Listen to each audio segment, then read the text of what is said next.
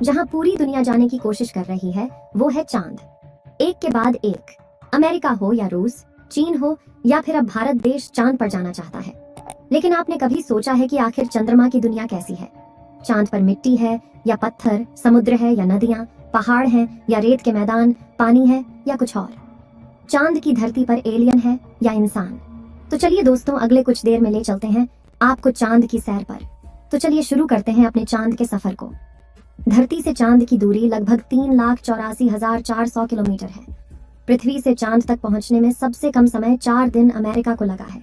वहीं अगर हम चंद्रयान के रास्ते से चांद पर जाते हैं तो लगभग 40 दिन का समय लगेगा।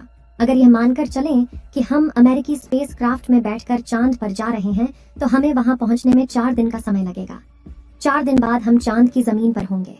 चांद की जमीन पर उतरने के बाद जो हमें सबसे पहले दिखेगा वो है चांद की जमीन। आपको चांद की जमीन ऊबड़ खाबड़ नजर आएगी।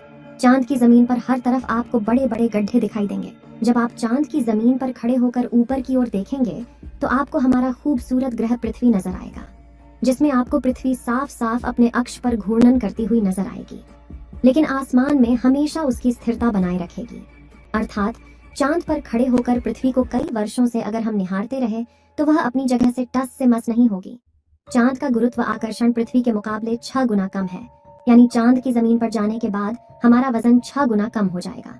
यदि पृथ्वी पर आपका वजन 60 किलो है तो चांद की सरफेस पर आपका वजन केवल 10 किलो ही रह जाएगा। यानी चांद की जमीन पर उतरने के बाद आप अपने आप को काफी हल्का महसूस कर रहे होंगे। आप इधर उधर आसानी से उछल पाएंगे। इसी कारण नील आर्मस्ट्रांग जब चांद पर चल रहे थे तब उछल उछल कर चल रहे थे, क्योंकि दोस्तों चांद पर पृथ्वी की तरह चल पाना संभव नहीं है।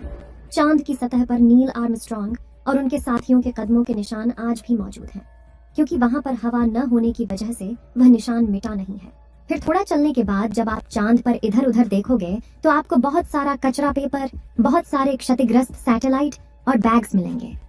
ये सारा कचरा हम इंसान ने ही फैलाया है। ये कचरा इतना ज्यादा है कि 5 ट्रक भर सकते हैं। चांद पर कचरा और ये पेपर अंतरिक्ष यात्रियों ने फेंके थे, जिसमें उनकी मानव मूत्र और उल्टियां हैं। अब आप चांद की जमीन पर खड़े हैं तो आपको सबसे ज्यादा खतरा आसमानी मौत का है। चांद का गुरुत्व आकर्षण कम होने की वजह से इसके पास कोई भी वायुमंडल मौजूद नहीं है। वायुमंडल की ना मौजूदगी के कारण वहां पर रहने वालों के लिए उल्का पिंड से मरने का खतरा लगातार बना रहता है। यानी आप चांद पर खड़े हैं और पता नहीं कब एक बड़ा पत्थर आसमान से गिरकर आएगा और आपकी मौत वहीं पर हो जाएगी। यही वजह है पृथ्वी से देखने पर जो चांद पर काले धब्बे दिखाई देते हैं, असल में वे धब्बे नहीं, गड्ढे हैं, जहां पर सूर्य की रोशनी नहीं पहुंच पाने की वजह से वो धब्बे नजर आते हैं। सूर्य के बाद आसमान में सबसे ज्यादा चमकने वाली अगर कोई चीज है तो वो है चंद्रमा। जब हम पृथ्वी से आसमान की तरफ देखते हैं तो हमें नीला दिखाई देता है, लेकिन जब चांद से आसमान की तरफ देखेंगे तो हमें नीला नहीं बल्कि काला दिखाई देगा। यानी आप जब भी ऊपर आसमान की तरफ देखेंगे तो आपको लगेगा कि आप काले आसमान की दुनिया में आ गए हैं। अब चांद पर खड़े होकर आप बहुत बोरिंग फील कर रहे हैं, और हम मजाक नहीं कर रहे। अमेरिकी अंतरिक्ष एजेंसी नासा ने वर्ल्ड रिकॉर्ड में अपना नाम दर्ज करवाते हुए चांद पर वाईफाई की सुविधा उपलब्ध करा दी है, जो कि 3 MBPS तक इंटरनेट स्पीड देता है। यानी आप आराम से चांद पर इंटरनेट चलाकर अपना एंटरटेनमेंट कर सकते हैं। अब आपका मन कर रहा है इंटरनेट तो बहुत हुआ, अब चांद से मैं पृथ्वी पर अपने घर फोन करके बात करता हूँ। आपने फोन मिलाया, फोन लग भी गया, लेकिन ये क्या, आप बोल रहे हैं लेकिन आपकी आवाज मुंह से बाहर नहीं आ रही है। जी हाँ, ये सच है, चांद पर आप कितना भी जोर से चिल्ला लें, आपकी आवाज मुंह से बाहर नहीं आएगी। धरती पर वायु की हमेशा हर जगह उपस्थिति रहती है, लेकिन चंद्रमा का अपना कोई वायुमंडल नहीं है, इसलिए वहां पर ध्वनि तरंगों का संचरण सामान्य रूप से संभव नहीं है। यदि आप चंद्रमा पर किसी को पुकार कर बुलाना चाहेंगे तो उस तक आपकी आवाज नहीं पहुंच पाएगी।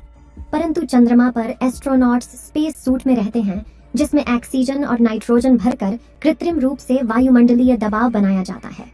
इसलिए वे सूट में बात कर सकते हैं और उसमें लगे माइक्रोफोन की मदद से किसी अन्य व्यक्ति तक भी अपनी बात पहुंचा सकते हैं। इस तरह से चंद्रमा पर टेलीफोन के काम करने में तो कोई समस्या नहीं है, लेकिन आपको ध्वनि को अपने मुंह से माइक्रोफोन तक पहुंचाने के लिए किसी माध्यम जैसे वायु की आवश्यकता पड़ेगी, जो कि इस स्पेस सूट में ही संभव है। भविष्य में अगर चांद पर इंसानी बस्ती बनती है तो यह संभव है कि टेलीफोन से चांद पर बात की जा सकती है, लेकिन चंद्रमा से पृथ्वी तक सिग्नल पहुंचने में लगभग 1.27 सेकंड का समय लगता है। इसलिए पृथ्वी से संपर्क के दौरान आपको रुक रुक कर बात करनी पड़ेगी। अब चांद पर हमको रहना है, तो अब बात करते हैं चांद पर दिन और रात के बारे में। चांद को पृथ्वी का एक चक्कर लगाने में 27.3 दिन लग जाते हैं और अपने अक्ष पर भी एक चक्कर लगाने में इतना ही टाइम लगता है। यही वजह है कि चांद पर हमें एक बार में एक भाग ही दिखता है, दूसरा भाग छिपा रहता है। वहीं चांद पर एक दिन करीब 14 दिन का होता है। रात भी इतनी ही लंबी होती है, यानी चांद की सतह पर मौजूद वस्तुओं पर रात और दिन का बहुत ज्यादा असर होता है। रात में चांद का तापमान लगभग -153 डिग्री तक गिर जाता है, जबकि दिन में तापमान 180 डिग्री सेल्सियस तक बढ़ जाता है। फिर चांद के अलग अलग हिस्सों की स्थितियां भी अलग अलग होती हैं। माना जाता है कि चांद का साउथ पोल ज्यादा ठंडा होता है। रात तो वहां पर इतनी ठंडी होती है कि पृथ्वी का कोई भी मनुष्य शायद ही उन हालात में रह पाए। बस्तियां बसाने की कल्पना तो दूर की बात है। अगर वैज्ञानिकों की माने तो चांद के साउथ पोल पर दिन में भी तापमान ज्यादा गर्म नहीं होता है, लेकिन रात बहुत ही ठंडी होती है। समय गुजरने के साथ ही यह गिरता है और बर्फ जमने लगती है, जो कि इस क्षेत्र में रहने की स्थितियों को और भी भयानक बना देती हैं। इन्हीं भयानक स्थितियों के चलते चांद पर अब तक जितने भी मिशन गए हैं वो सब उत्तरी इलाकों में किए गए हैं। रात में हमें जो चांद चमकता हुआ नजर आता है, लेकिन आपको जानकर काफी हैरानी होगी कि चांद की अपनी खुद की कोई रोशनी नहीं है। जो चांद पर रोशनी नजर आती है वो सूरज से आने वाली रोशनी का रिफ्लेक्शन है। यानी हमें सूरज रोशनी देना बंद कर दे तो चांद हमें कभी नजर नहीं आएगा। चांद पृथ्वी के चारों तरफ घूमते वक्त अपना एक ही हिस्सा पृथ्वी के सामने रखने के कारण चांद का दूसरा हिस्सा आज तक पृथ्वी के किसी भी मनुष्य ने नहीं देखा है। दोस्तों, चांद पर मौसम नहीं पाए जाते हैं, क्योंकि परिक्रमा के दौरान चांद अपनी धुरी पर सिर्फ 1.54 डिग्री तक तिरछा होता है, जबकि पृथ्वी 23.44 डिग्री तक झुकी होती है। चांद के ध्रुवों पर कई ऐसे इलाके हैं जहां कभी सूरज की रोशनी पहुंच ही नहीं पाती है। यानी घूमते हुए अगर आप चांद के इन इलाकों में पहुंच गए तो वहां नजारे बेहद ही भयानक होंगे। आपको जानकर हैरानी होगी कि पृथ्वी की वजह से चांद पर मौसम नहीं बदलते, लेकिन चांद की वजह से पृथ्वी पर मौसम बदलते हैं। अब अगर आपका चांद की दुनिया का सफर कंप्लीट हो गया हो तो आप अपनी स्पेसक्राफ्ट में बैठ जाएं और उसके बाद धरती पर आने के लिए रवाना हो जाएं।